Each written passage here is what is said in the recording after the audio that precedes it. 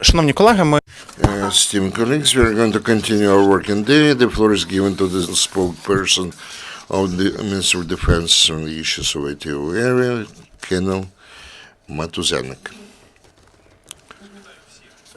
Welcome to everyone. The review of the events which took place in the ATO area over the last 24 hours. None of the Ukrainian servicemen was killed or wounded, though they recorded the losses among the civil population because a result of the armed provocation of the rebels. One civilian was killed, another was wounded. I would like to offer our condolences to the family members of the deceased man. Ukrainian authorities do everything possible in order to make sure they know all the circumstances of this tragic event. Also in Mariinka, as a result of the outburst of the shell, another local resident was wounded. Along the line of contact, there is a certain de-escalation of the combat operations, but the rebels still use the prohibited heavy weaponry. In Lugansk segment, the rebels offered some separate provocations in Popasnansk, Novodarsk, Stanitsa, Lugansk districts near the Krimsk. The enemy launched 5 mortar shells. In other places, they used small arms. In Donetsk segment, the number of the violation of the ceasefire regime dropped to 3 cases. Also, in the continuous confrontations areas, Lugansk, Troitsk, in the Gorlivka perimeter and Avdiivka, the enemy sniper was active. They launched 44 mortar shells. In Mariupolsky segment, in Avdiivka, Ukrainian servicemen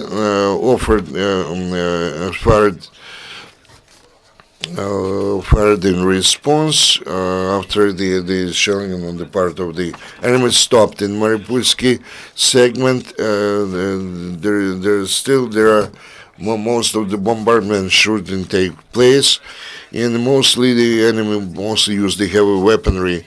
They actually used 82 and 120 millimeter mortars, and they launched all in all 14 mortar shells and 8 artillery shells.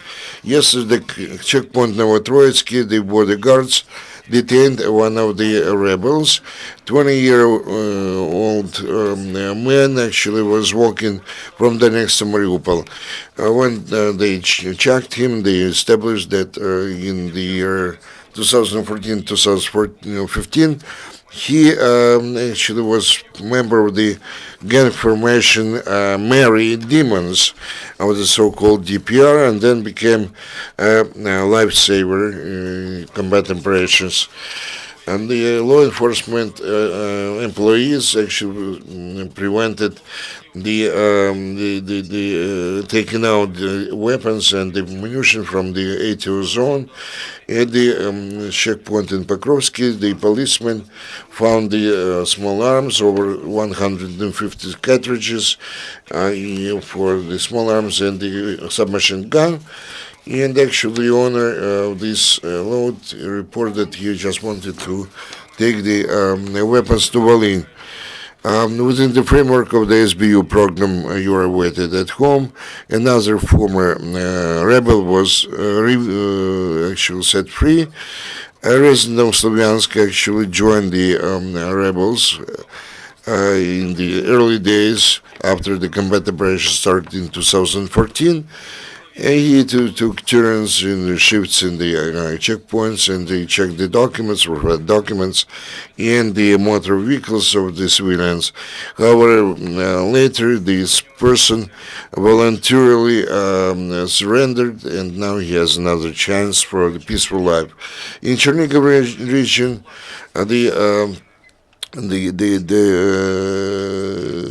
let's say, more than 150 sergeants who are the senior sergeants of different regiments, brigades, and operational command. They came to this training center from all over Ukraine, including the district or the region of the ATO zone.